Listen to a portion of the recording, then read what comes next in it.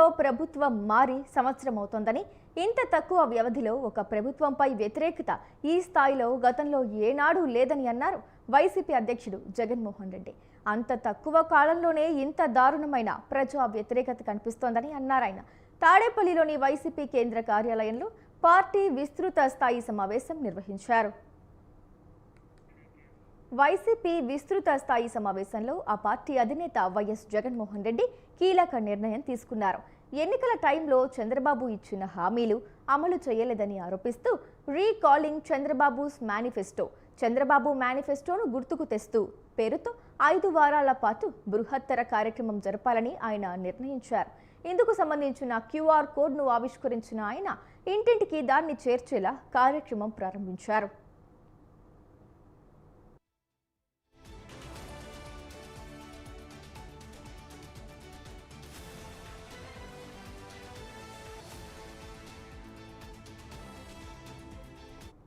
ఈ సందర్భంగా మాట్లాడిన జగన్, చంద్రబాబు నాయుడు ఈ వ్యతిరేకత మధ్య ప్రజలకు మంచి చేయాల్సింది పోయి ప్రజలను తప్పుదోవ పట్టించాలని చూస్తున్నారని ఆరోపించారు.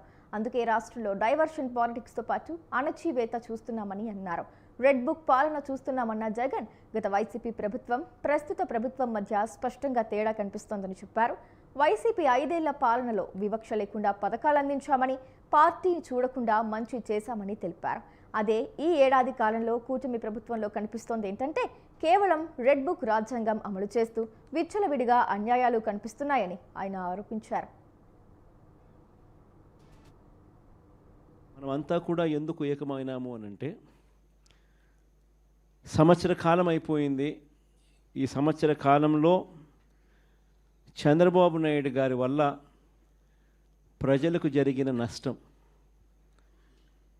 నేరుడు సంవత్సరం చంద్రబాబు నాయుడు గారు ఇస్తాను అని చెప్పిన ఏ హామీని నెరవేర్చకపోవడం వల్ల ప్రతి కుటుంబానికి, ప్రతి ఇంటికి జరిగిన నష్టం ఎంత? ఈ సంవత్సరం తాను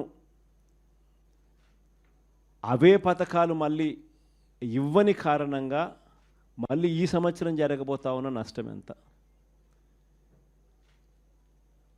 రెండవది, మన ప్రభుత్వం కొనసాగి ఉండింటే ప్రజలకు అన్ని పథకాలు అందుతూ ఉన్న పరిస్థితుల మధ్య ఆ పథకాలన్నీ రద్దయిపోయిన పరిస్థితులు. ఒకవైపున ప్రజలకు అందుతూ ఉన్న పథకాలన్నీ రద్దు, మరోవైపున చంద్రబాబు చేస్తూ ఉన్న మోసాలన్నీ మోసాలుగా మిగిలిపోయినందువలన ప్రజలకు జరిగిన నష్టం. వీటి మీద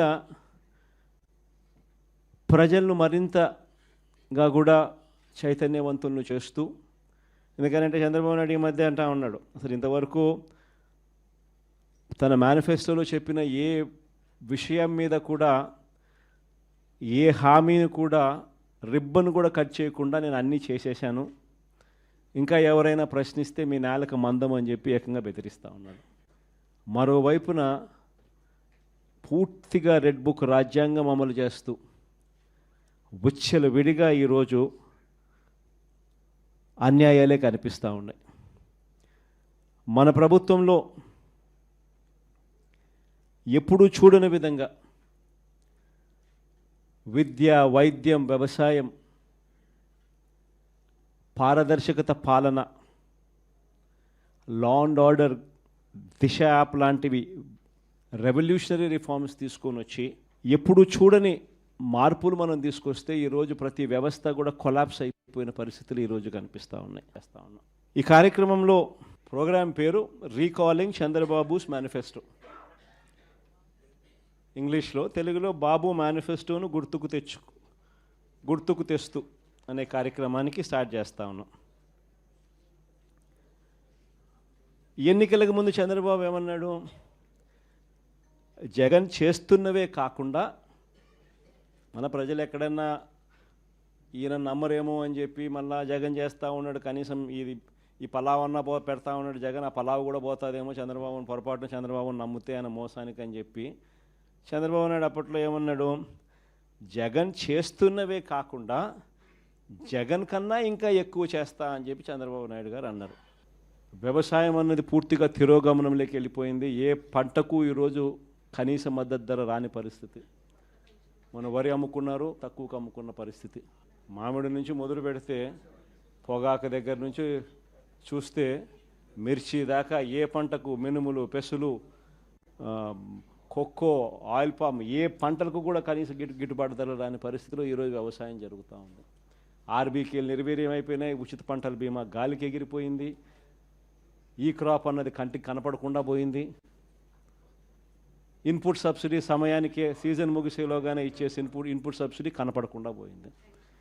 ఇలాంటి వాతావరణం మధ్య మనం ఈ కార్యక్రమం లాంచ్ చేస్తూ ఉన్నాం. రీకాలింగ్ చంద్రబాబుస్ మేనిఫెస్టో, చంద్రబాబు మేనిఫెస్టోను గుర్తు తెచ్చుకోవడం అన్న ఈ కార్యక్రమాన్ని మనం లాంచ్ చేస్తూ ఉన్నాం. క్లుప్తంగా నేను చెప్పేది ఏమిటి అని అంటే 5 స్థాయిల్లో చేద్దాం ఈ కార్యక్రమం, అంటే 5 వారాల పాటు. ఫస్ట్ దాంట్లో రీజనల్ కోఆర్డినేటర్లు డిస్ట్రిక్ట్ లెవెల్లో, జిల్లా స్థాయిలో ఈ క్యూఆర్ కోడ్ను ఇలా స్కాన్ చేస్తారు. స్కాన్ చేస్తేనే ఆటోమేటిక్లీ